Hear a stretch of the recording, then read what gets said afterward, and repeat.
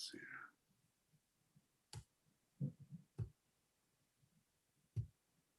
All right, I think we're all set. Take it away, Betsy. Okay, well, it's just now 4:01. We'll give it one more minute. How about that, till 4:02, and then we'll get started if John isn't there. He did give me the heads up. It might be a couple of minutes late. There'll be nothing longer than this 1 minute while we watch the clock. Hi, Tony. Hi, sorry. Oh, no, we're A little late on the customers coming in. Counselor Sorry. Anderson said he might be a couple of minutes late, so we were going to let the clock go to 4:02. Okay. And if he's not in yet, we'll get started. So you weren't late. Okay. Cody, we're already live on YouTube, so Okay. we need to take care of that.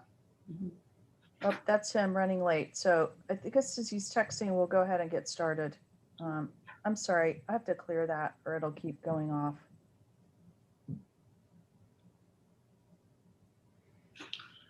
Okay, all set. All right, so this is the June 9th, 2021 virtual meeting of the Rules and Policies Committee. We would start with a call to order and a roll call. Tody, if you don't mind doing that for us Sure. Betsy Gleistein here. and John Cloutier. Yep. Clucci, sorry. No, Along it's with, fine. okay, along with Liam Gallagher and myself, Tody Justice. Okay, great. The first order of business is the approval of the March 10th minutes. John, it's just you and I. Did you have a chance to look at those? I did not. I did not see them come out.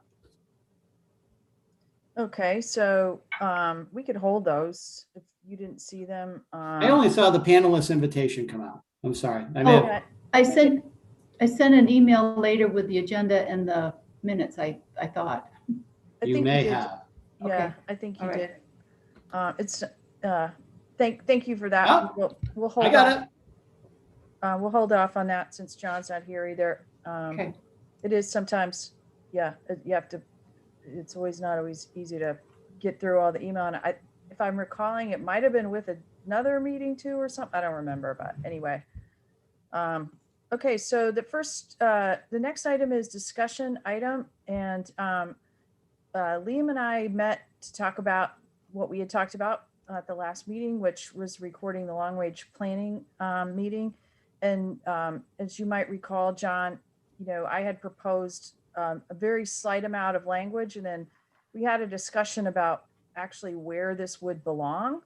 And so Liam and Tom had a couple of ideas discussed, and Liam and I got together, and I thought I would just let Liam, we didn't bring language for you to actually look at marked up today, but we were going to present the concept, and then I think the concept looks pretty good. And if you agree and John agrees, then we could take it forward to council. But I think I'll turn it over to Liam to let him go over what we discussed and what the language would be.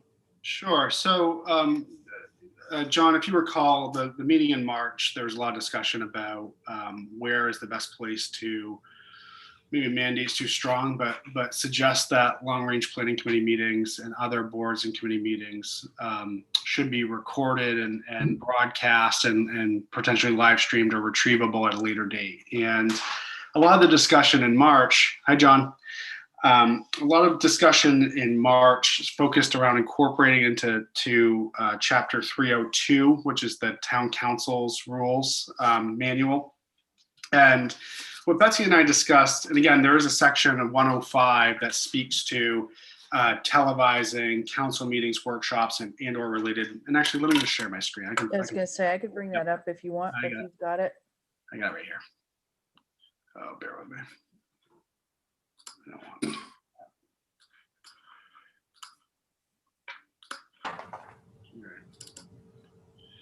So let's see. So this 105 section here, again, this is Chapter 302, the Scarborough Town Council Rules and Procedures, that specifically speaks to televising council meetings and workshops. And the piece that I think there was some discussion on in March was this idea that committee meetings dealing with legislative or financial matters shall be televised. I think, I think Betsy and I are in alignment here that this is really a manual explicitly for town council and town council committees. So these would be finance committee, ordinance committee, not other town boards and committees. And I thought it was important that we keep that barrier, even though it certainly references the concept of televising and broadcasting. We don't think it fits there. So what we would propose is some language in, let's move this out of the way here. And by the way, while you're bringing that up, Liam, just a couple of administrative changes we were talking about there was changing language of television to broadcasting, since television is, and it does have nice language that says if possible. So, sometimes it's just not going to be possible for whatever reason to do this, either for us or for long range planning. But it would, so it's got some good language in that. This will be changed to broadcast. And then another slight change in 105.1, it just might help with a little clarification, because if we struggled with it slightly as a committee, somebody else, a future committee might too, that we thought could clear up a little bit under 1.51 if we said council committees dealing with legislature or financial matters. So if we ever formed another financial council committee, maybe to look at a long range capital council committee made up of counselors, it would fall under this as well. But that would make it clear that we're not applying these particular sets of rules to the advisory / charter committees and the legislative committees outside of council. Yeah.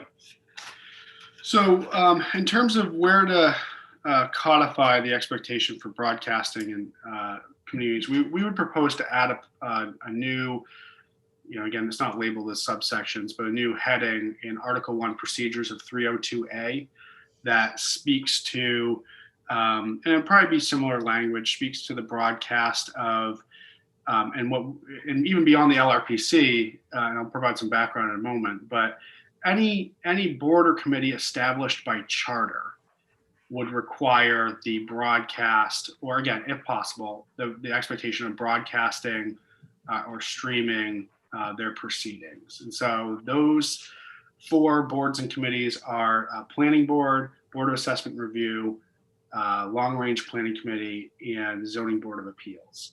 And so those are the 4 that are explicitly called out in the charter. Of the 4, 3 of them are currently doing that anyway, and we're doing that pre-COVID because they utilize council chambers. So there's already the setup and expectation that they are going to do that. The new one would be long range planning. I think that's the root of Councillor Glystein's suggestion. So we propose a new section, perhaps either between agenda and minutes or after minutes, that speaks to the expectation for broadcasting meetings. And we'd also look to codify that expectation in each one of the board and committees descriptions within this manual. So again, just a few lines that speak to the expectation that they'll be recorded and broadcast. So that was the concept that we discussed yesterday that I think Councillor Glystein can probably take it over from here.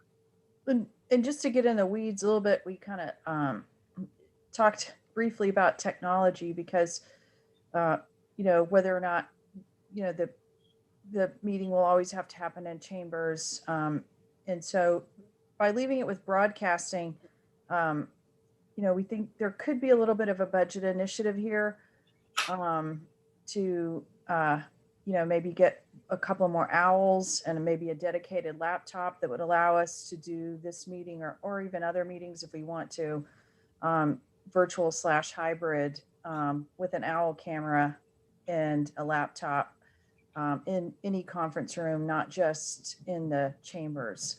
So I'm not saying that's the way it would be done, but we're kind of kicking around ideas for, how that could happen.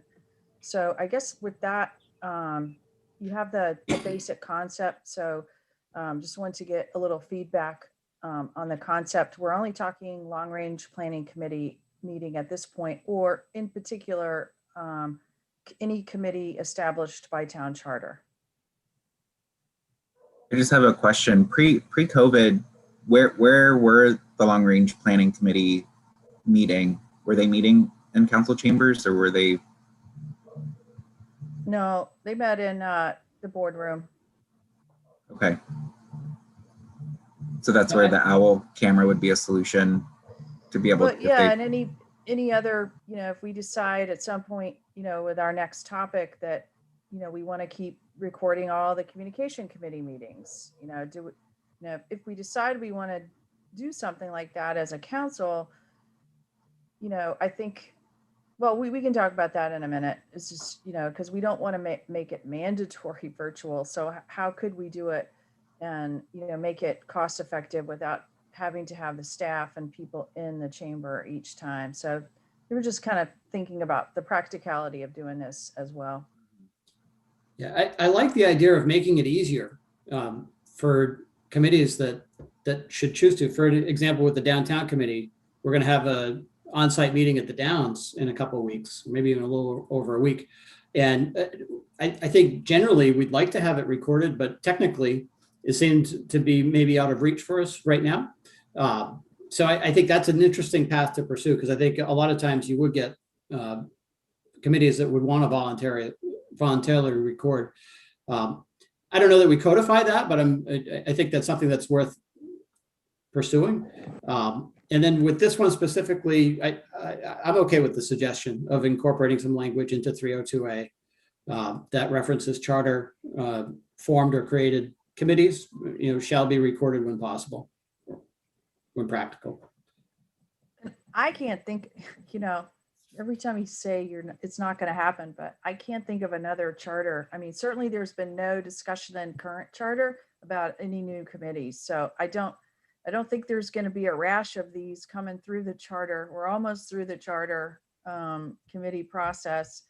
There's no, ironically, Liam, if you think about it, though, the charter committee itself would probably fall under this because they're in the charter. Potentially, sure. Yeah.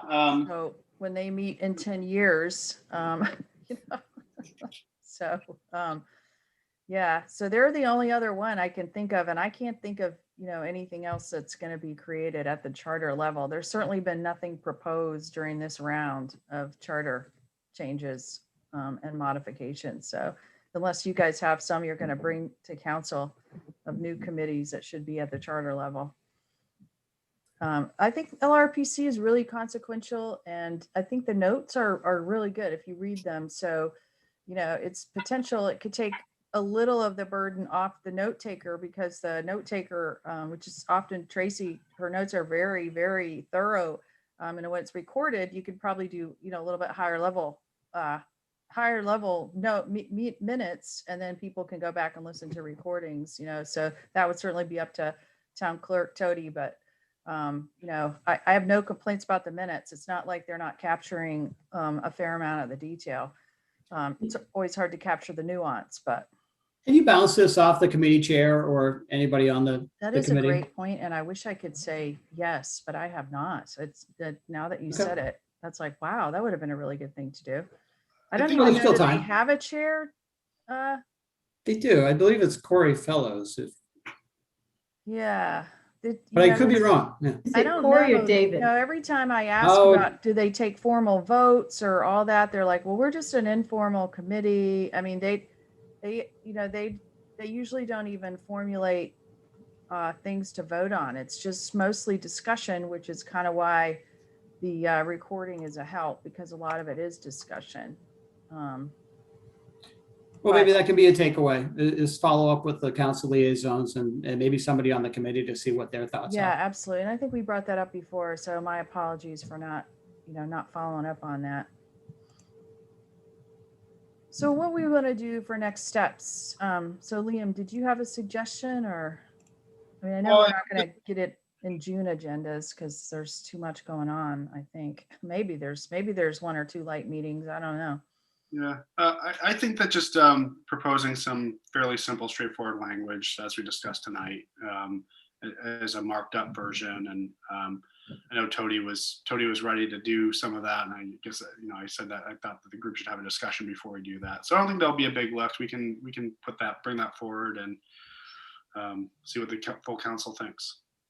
We can look for our place. I can talk with leadership about when we might be able to get it on an agenda. Okay, great. Well, the next item is the kind of a follow-on discussion to that, which is the the great success, I guess I would say, of one of the outcomes of COVID was people really liked the virtual meetings, both the public and I think a lot of committee members. And I won't say our virtual meetings are why we've been able to fill our committee slots, but I certainly don't think it hurts. I think people sometimes have lives, and I know I saw like Brian Shumway one night attended from his car, Scarborough Housing Alliance meeting. There's people are very dedicated to the work they do for the town, and if they have a reason they have to be away, I've seen a lot of folks go ahead and jump on and participate. So I think it's a way to get a lot of consistency across the committees and a lot of input if we're able to continue to do it. So I guess my question to the committee as a whole was, is this something we want to go ahead and start working on codifying kind of as an appendage to not to pass yet, but as an appendage to what we're doing?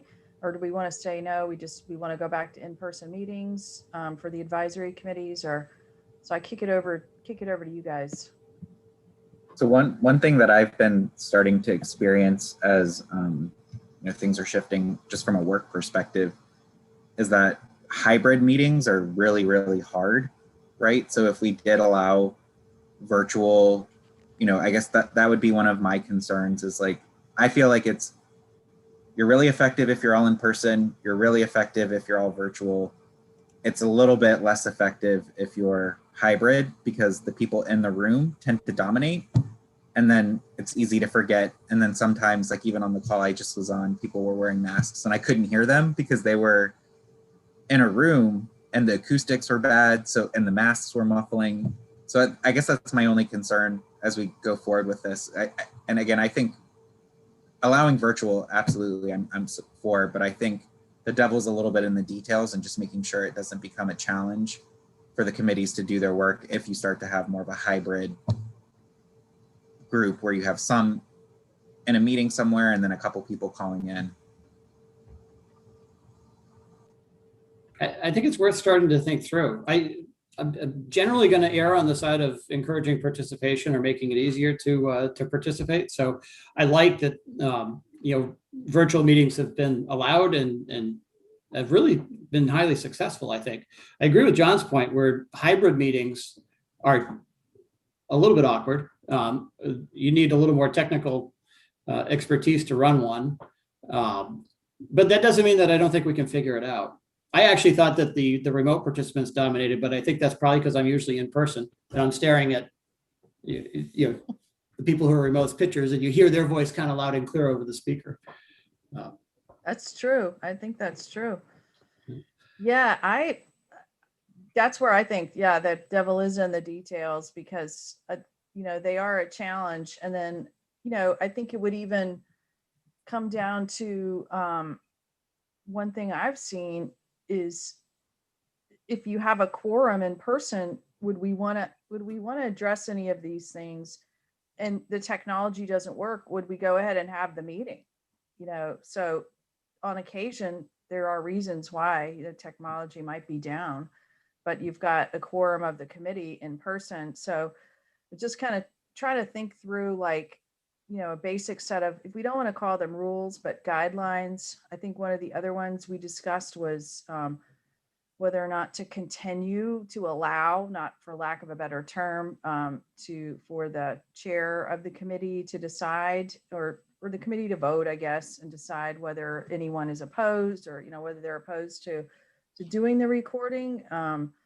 So I think there's some things to think through in terms of maybe what I would say council guidelines that would go into that section that Liam is talking about.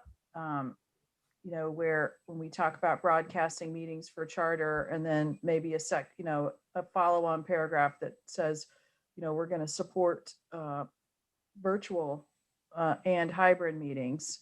And here's the guidelines. You know, the chair can, you know, the committee can decide if they don't want to be recorded or not. Maybe we'd say no. If the council says you're going to be recorded, you're going to be recorded. So those are kind of a few of the thoughts. I'm sure that there's other ones, considerations that we would want to put in there. Would there be a limit? Like,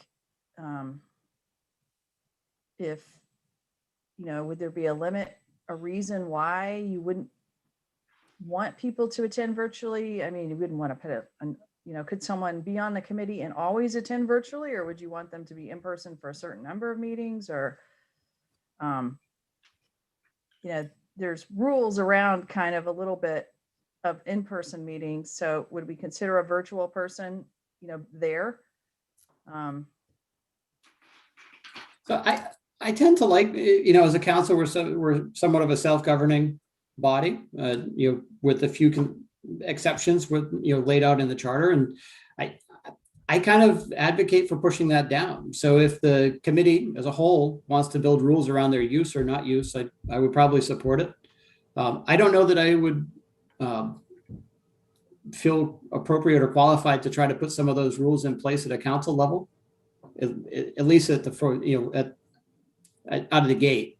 It may be over time that you find some that make sense or are appropriate, but I can't think of any right now. That's a good point.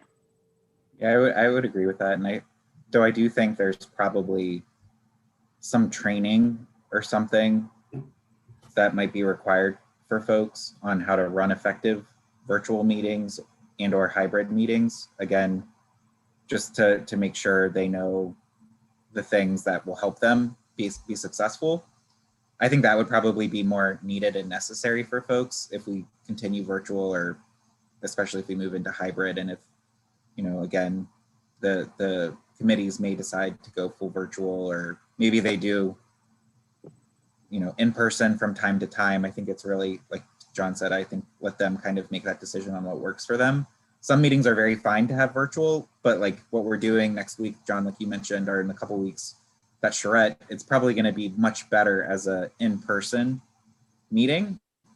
But then after that, I think the rest of the meetings could be virtual. So again, it's just really up to the groups to figure out based on what they're trying to accomplish. Does it make sense? Is it going to be better to have people in person, or is virtual going to be fine as well? And maybe that's something they align on each meeting to say, based on the agenda for next time, does everybody agree virtual makes the most sense, or do you want to meet in person? Yeah, because one of the, you know, like the charter committee and the community center committee, they had subcommittees, and having those subcommittees virtual, you know, was a huge help because there were so many of them. If you wanted to pop in on one or two of them, because they always had out there what they were going to be talking about, it definitely made it more possible probably that you could get there than, you know, trying to find, and then the town didn't have to find them a place to meet either, you know, so because it was just virtual, so they could have the subcommittee meetings, you know, just from their own houses without the town like trying to find them a conference space. So it does help on the space side, I think, as well.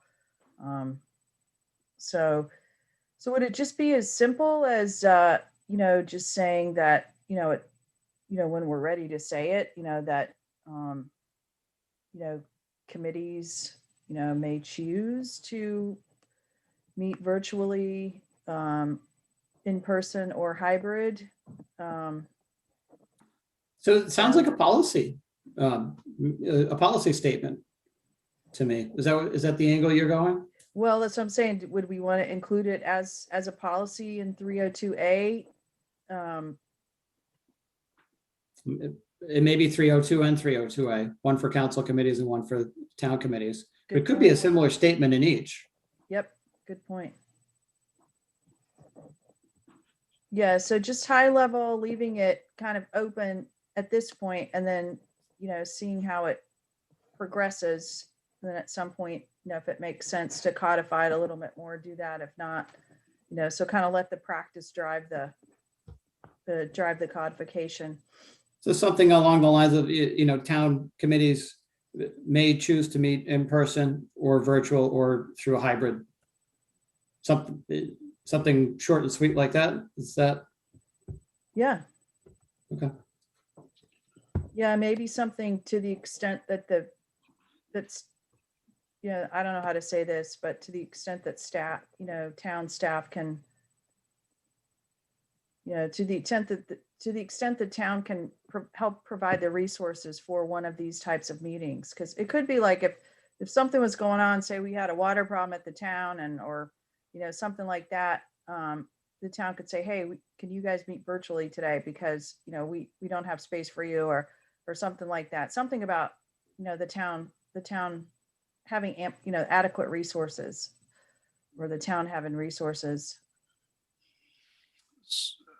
If I could chime in, Councillor Gleistein, I think Sure. that the thing that I guess a few things on my mind. I think one, we are actually trying to, and we talked a little bit about this, you and I, yesterday, but trying to find a workable sort of technology solution to continue to allow for hybrid meetings, that are not in council chambers. And I think that the technology reference there, is everyone familiar with the OWL technology, this type of camera? Yeah.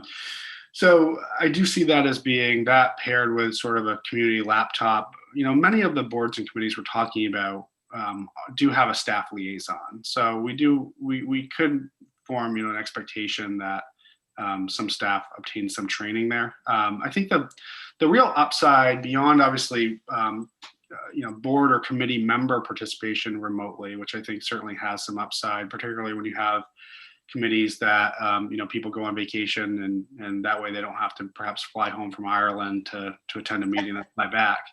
I think the participation from the public, I think we've really seen a nice uptick. I think there are a lot of people who frankly wouldn't offer their opinion if they had to show up to a council meeting and stand in front of a podium with a camera on them, but they're much more comfortable doing it from the comfort of their own home and queuing up remotely. And so I think that that's one of the real benefits that I would like to retain. I also think that this idea that all of our meetings, for the most part, are retrievable and can be viewed, because there may be something that people have an interest in that there may not be widespread interest. But one of the things that I think Betsy, you and I spoke about yesterday was how often do we hear from constituents, I didn't know this was happening until there's an order before council, and of course, it's a subject that's been discussed at various boards and committees, advisory or not. And that's how they come forward. And so there's a newfound interest in that discussion and how that decision or recommendation came to be. And so I think that there's really a lot of value there. And I think that we probably have the technology available to do it fairly easily with some staff training. But I don't think that we're there yet. But I like the idea of continuing to allow for many of those positives from the COVID virtual experience to continue, along with obviously the idea that a lot of people do like to meet in person and getting back to some of that. A lot of people do too seem to like going to YouTube instead of joining the Zoom. I've noticed, like, I'll get emails from people after committee meetings about what happened after we looked at the attendee list and saw nobody was there. So they might not be joining the virtual meeting, but they are watching on Zoom or on YouTube, either live or at their leisure. Yeah, and ironically, I think, like you said, John C., in some ways, it is easier to hear people, like, if they're, where we have mics, but if somebody doesn't turn their mic on, or they're in a room where the mics aren't working or something, a lot of times it's hard. It's kind of hard. It can be hard to hear them, but on the Zoom, people are usually fairly easy to understand and hear. I don't want to just say Zoom. That's just one tool. There's other tools out there. So did we want to go forward at the same time with just that high level language in 302 and 302A? Liam, do you have any thoughts on that? On if it's ready to codify or make a statement that we do allow this? Well, I think the other thing, and Tony maybe will speak to this, but I don't know where the executive order that allows for this remote meeting participation. That I think that's what is the variable out there, and I don't know how is that just for elected or legislative bodies, or is it? I guess I don't know the rules well enough for these advisory pieces, and so maybe someone else knows. Currently, I think it's just for the elected and appointed. And I do know that there's legislation at the state level that are looking to change so we can do virtual, implement different pieces to our charter or our council rules that will allow us to do virtual. But right now, I believe it's only in place because of the executive order. And I think that ceases fairly soon. I'm not quite sure if they extended it another couple of weeks, but. Okay.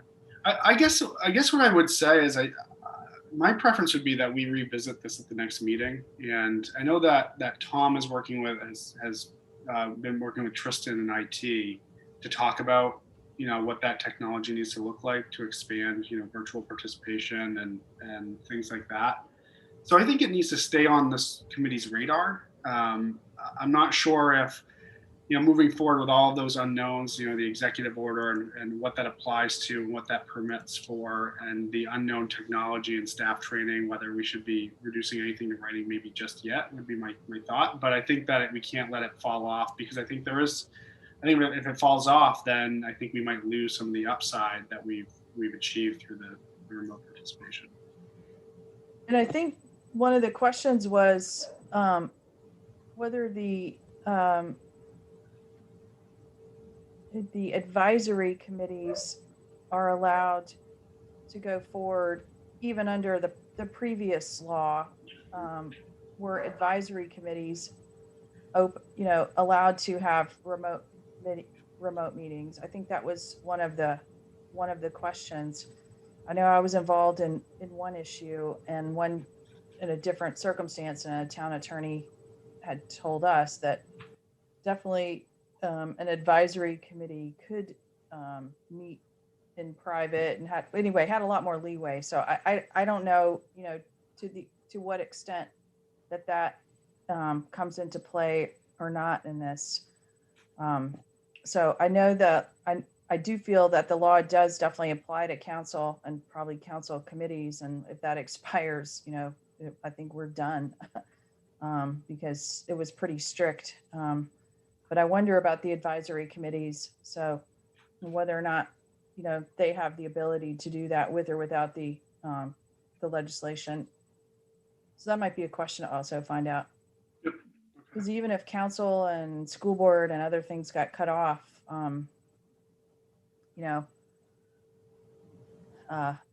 it might be possible to keep our advisory committees going in that fashion, which, for all the reasons we mentioned. Are we discussing as part of this too, whether the council itself is going to go back to full-time in person, or is that part of this conversation? I think that's definitely part of this discussion. Did we want to make any recommendations to council as a committee for full council and for council committees? So yeah, I think this one is broader than the first topic, which was just LRPC. I think this is everything. I mean, I'm of the mindset, or was of the assumption, that maybe after summer, maybe starting in September, we go back to full-time for our council meetings, again, in person. Though again, maybe up to the discretion to the chair as they set the agenda, if it makes sense that it could be a virtual meeting, or if there's a need for it to be virtual, we have that option. But rather than it being virtual or hybrid, like the norm would be everybody should plan to physically be there. That was I just assumed that's the direction we were going into, and I'd be fine with that. So I guess I was thinking at the council level, we're actually already set up to hold hybrid meetings and virtual meetings. Mm-hmm. And given the example of Don flying back from Ireland to cast a vote and then going back. I could see that staying at the council level with probably not having some of the same hurdles as we might have at the other committees with technology, because we're always going to meet in chambers anyways. So it's interesting. I guess we'll have to kind of figure out what the right path is there. Yeah. Well, I'm going to Hawaii in February, and I'm not going to fly back if we have a council meeting. So, No, but you could dial in if it's something. yeah, important. but I will definitely dial in if on the beach for sure. Right. Yeah, maybe that's a downside. You never escape. Right. But yeah, I was thinking the same thing as you, John C. I kind of thought, I don't think most people are going to take advantage of it, but you know, I think you could think of circumstances where it would be worth you know, like you say, erring on the side of participation, right? Mhm. So yeah, I was more thinking along those lines, John. So you know, I think if we do go with this language, you know, so I guess maybe we need a diagram to, I don't want to make it too complicated, but it seems like there's several different areas here that we're kind of peeling off, you know, council versus council committees, advisory committees. So maybe a grid, you know, for, you know, what we're talking about here, charter form committees, so that we could get a good idea of what we're doing, unless we do something uniform, which we were just talking about, kind of any committee can be virtual or hybrid, and we're going to come up with the technology to do it and include ourselves. So that at the highest level is kind of what we discussed.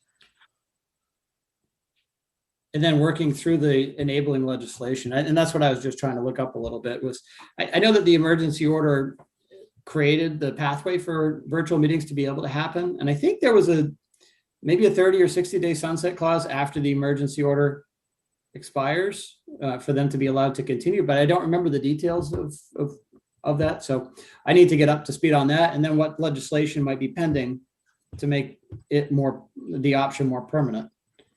Yeah, I mean, it's been requested for years and years and years by, you know, especially up north, you know, in the large rural parts of the state, the islands off the state, you know, but for whatever reason, the state has never seen fit to do it. So it's going to be interesting to see what they do. And I guess if they don't do it, I think they're saying that they believe in-person meetings are far better. So yeah, it'll be interesting to see what they do. I think someone brings it up almost every session. It's requested because we're lucky, you know, we're all close by, but that is not the case for, you know, when you're talking about a giant, you know, big school district up in northern Maine or something like that, you know, where the weather's bad and meeting remotely could be a huge help to them.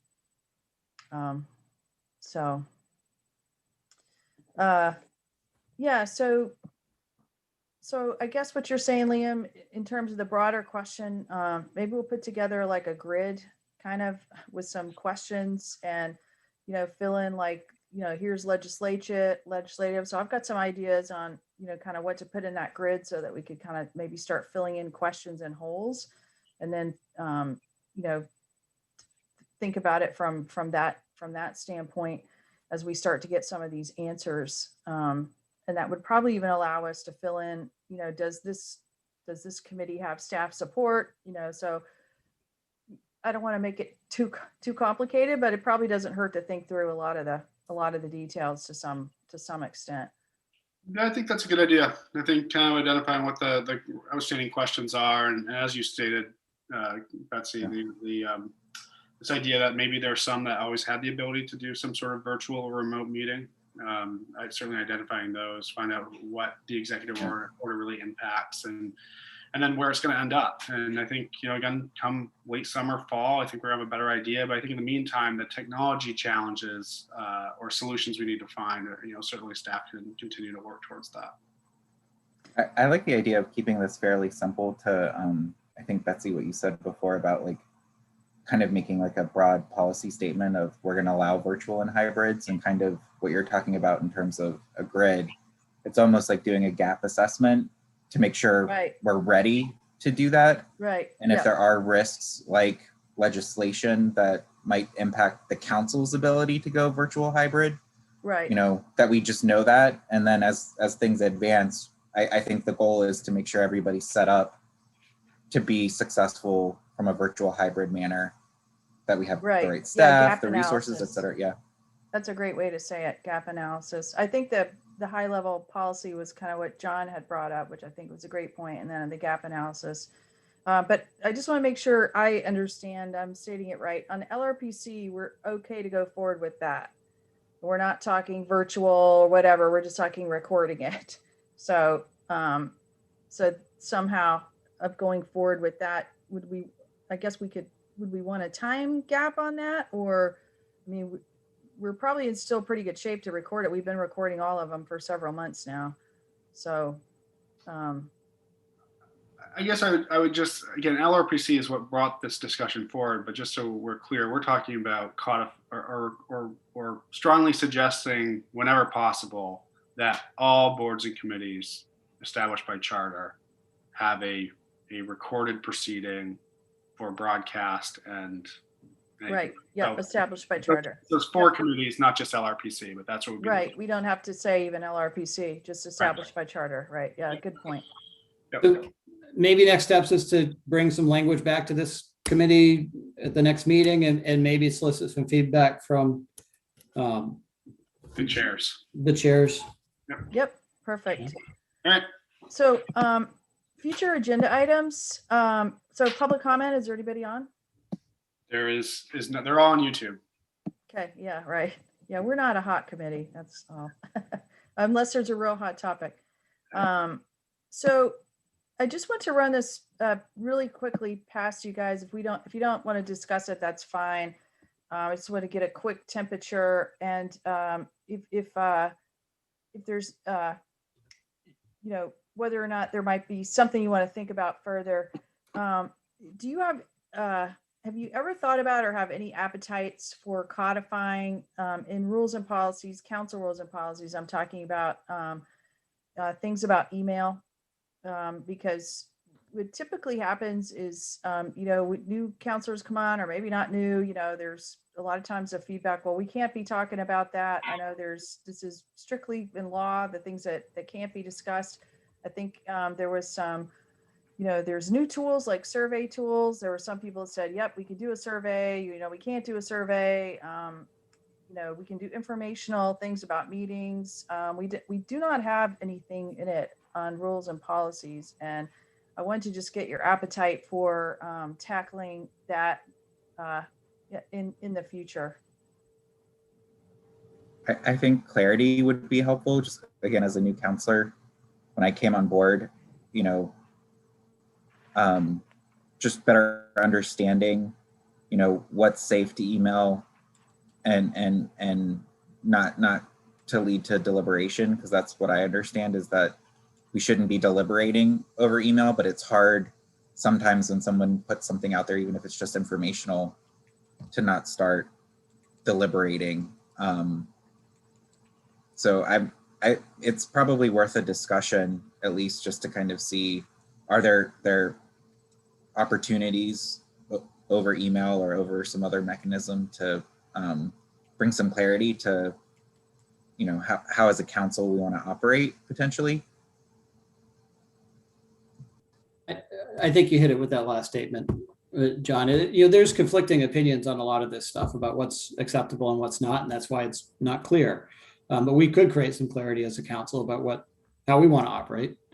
I don't mind talking about it. It's not a high. I don't see it as a huge issue, at least with this council. So, but it's something that we could certainly work towards making better. Right. Yeah, and I think getting a better. Maybe codifying what the law does and doesn't allow. I mean, I know, I attended some meeting where they're basically like, you can't even talk about this, so maybe get a little clarity on that. Yeah, it's not a high priority, but, as we talk through future topics, cleanups, things like that. Okay. That's all I had. Does anybody have anything else? So we have this policy for how we're going to calculate projected valuation. I'm sorry, I'm trying to get the number for you. It's 101-4. And it's really irrelevant now that we're going to be doing revaluations every couple of years. We didn't follow it this year. We didn't follow it last year either. Okay. So I think it's time to either just take it off the books or see if we want to come up with another way to do it. I honestly think that the way we've done it the past 2 years has been just fine, which is more Okay. relying on feedback from the assessor about where he thinks things are. So that's something to possibly take up at a future meeting. And you think just remove it? I guess let's talk about it, but that's my inclination. It's kind of towards that right now. Yeah.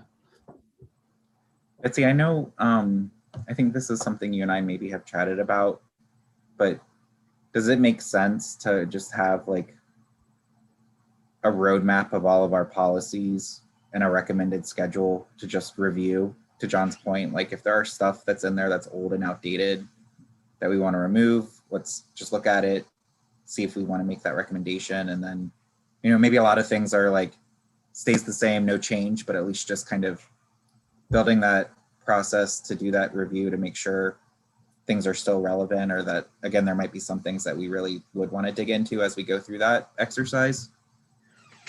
Yeah, I think that's a great idea. Yeah, yeah, so we could have one on each agenda or something like that. So at some point, however long it took, you know, over 3 years, we might have gotten to 104, you know, 101.4, John, you know, hey, wait a minute, Yeah. this one's not really relevant anymore. Yeah.